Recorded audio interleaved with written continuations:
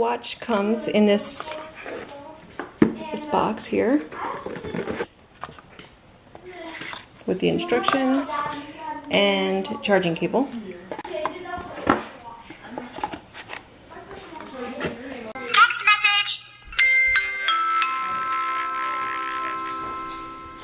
Okay, what's interesting here is that it's actually able to stay connected, not simultaneously, but the memory of, so that when you go switch back and forth between phones, you can just say disconnect from this one, reconnect to that one. And videos. Whatever, but still, that time was awesome, wasn't it?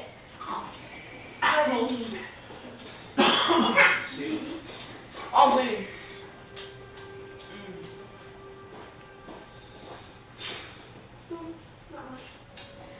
So call history works with an iPhone.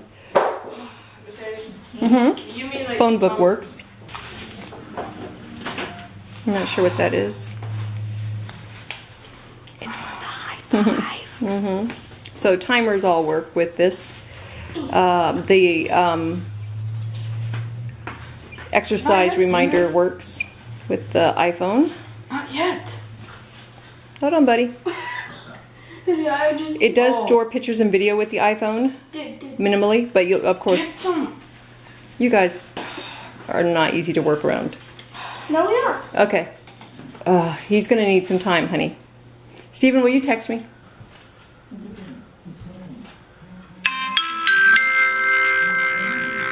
Text message. Okay. So what's happening here is the text is... Okay, stop. The text is showing on my phone for the message, so I don't get the visual notification here, but I do actually get the sounds here. So if I'm upstairs, I will know somebody texted me. I just won't know what they said. You stop spamming me. Again, thank you for sharing.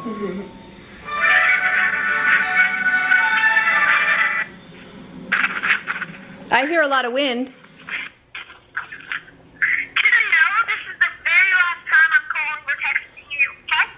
Okay, well, thank you very much for doing it. Don't make googly noises. Bye. I was gonna ask if, are you home? No, I'm in the hospital. Oh yeah. Testing phone's reaction. Turned back on again. Okay, let's see who it thinks it's calling. Hello. People search the world for happiness. Hello. Hello. Give me some help. Oh, that's interesting. Okay, so when I push dictation on my iPhone, the phone thinks that it wants me to give dictation through it. So here I am now dictating to my iPhone through the watch. Now I thought I'd play around with the hand writing thing because you have the QWERTY and you have the old-fashioned 1, 2, 3 way of, you know, 1, 2, 3, 4, ABC and stuff.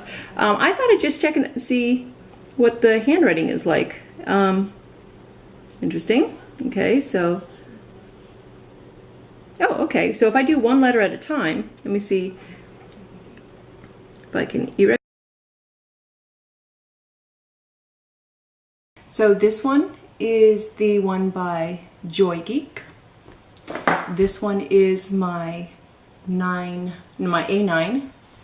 and this one is my DZ09.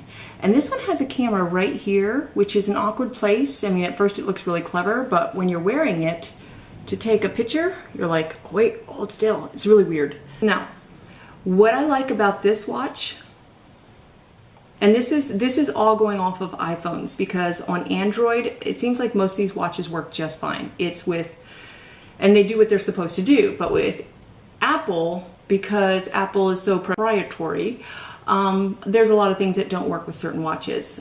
This one, here's its main face. It's connecting automatically. It wants to know if it can, and it did. That's one of the things I love about this. It just connects right away. It doesn't make a big fuss about it, and it doesn't keep alarming. So that is really cool. Once you come in here, you've got, let's get the camera to focus.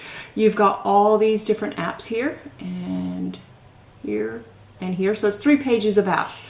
Very few of them are going to work with the Apple. You're going to get the phone app, the phone book app, and let me see. It does alert me, but it doesn't say what's going on when it alerts me. I believe you'll also have the step app to say, you know, how many steps you're taking. I don't know. I don't use that. And you can take camera, you can take pictures and video also as well, straight from the watch. And its camera is right here. So there'll be selfie pictures, but they will be very low quality. What I love about this, you will get notifications on your phone, and I found as long as your phone is close to you, reception is really good. If you say step 5, 10 feet away from your phone, you're starting to get a little bit of a broken up sound. The further away from your phone, the more broken up it is. But as long as, say, the phone is in your pocket or on the table in front of you, your reception is great. The music, it's a little bit tinny. It's great for audiobooks, but for music itself, it's a little tinny. Here's the audiobook. It is only weeks, months, or in the case of New Year's Eve, exactly a year later, that the occasion suddenly returns to your consciousness with a sickening whomp, and you realize why. Okay, now I'm changing to music.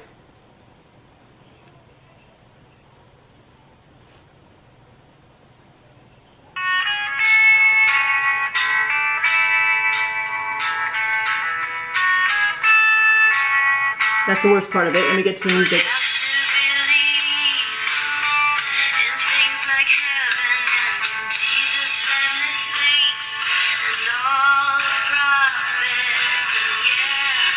So there's music. Okay, so you've got phone, music.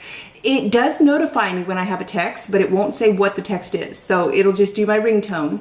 So I like this though. Again, the main thing I like is it connects all by itself. You know, once you've connected, after that, if you walk away, say you go way out of range, it will reconnect as soon as you're back in. It won't make a big fuss about it. It'll just reconnect. Whereas this phone will make a huge fuss.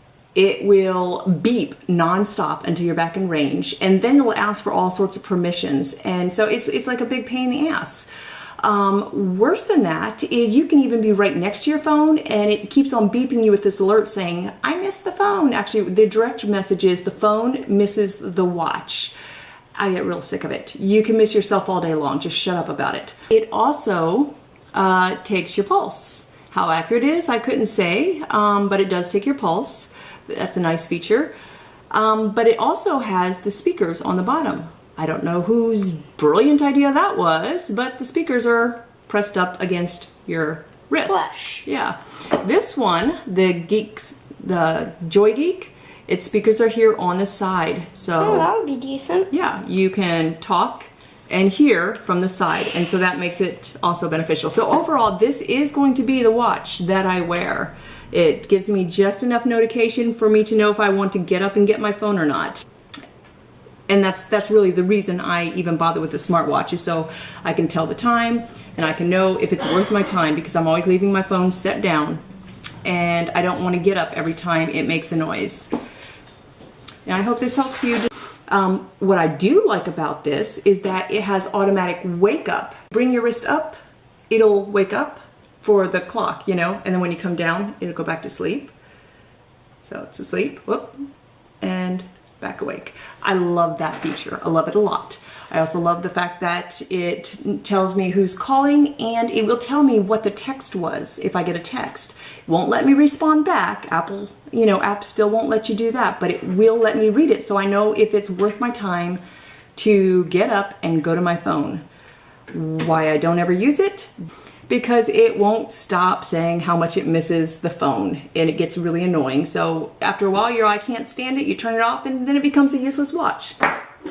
This one, connected almost instantly. Great in that respect. It doesn't do squat. This is the worst of all. This one is the cheapest too. This one is, I think, about a $30 watch. And this one is about $70 watch. And I believe This one is about whatever dollars. yeah, I think it's between 50 and 70. I can't remember. One thing I do have to say, one problem, besides the fact that it does not come with an app, is that when I opened it up to the back to see where to put the SIM card and the memory card, if I wanted to, if I wanted to put a SIM card directly in, because I wanted to see would I get a better response if I put a SIM directly in it instead of having it talk to my phone? The problem with that is I don't have the correct SIM for it, the wrong size. I have a micro. But in checking, this popped off. And if this is a replaceable band, that's great. I don't believe it is though. The good news is though, I am able to pop it back in, but it pops off easily now. But it connects beautifully. And for that reason, this is the one I always wear.